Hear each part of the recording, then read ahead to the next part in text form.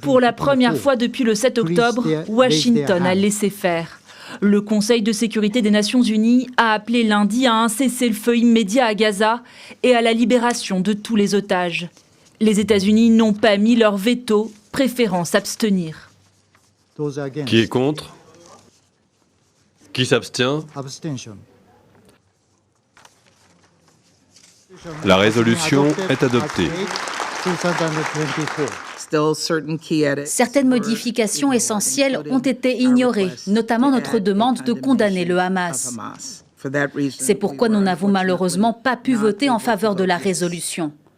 Toutefois, comme je l'ai dit, nous soutenons pleinement certains des objectifs essentiels de cette résolution non contraignante.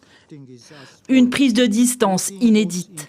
Réaction immédiate de Benyamin Netanyahou via un communiqué lourd de reproches. Les États-Unis ont abandonné leur politique aux Nations Unies aujourd'hui. Israël a également annulé la visite de sa délégation qui devait se rendre à Washington pour débattre de l'offensive terrestre sur Rafah.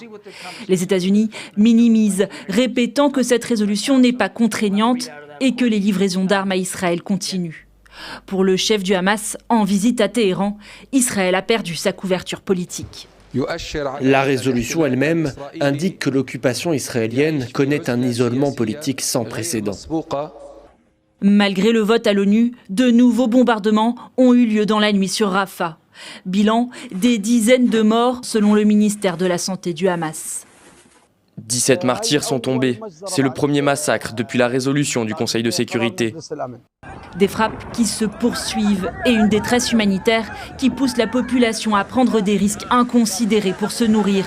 Ce mardi, 12 personnes seraient mortes noyées en mer et 6 autres dans une bousculade alors qu'elles tentaient de récupérer des colis de vivres largués depuis le ciel sur la bande de Gaza.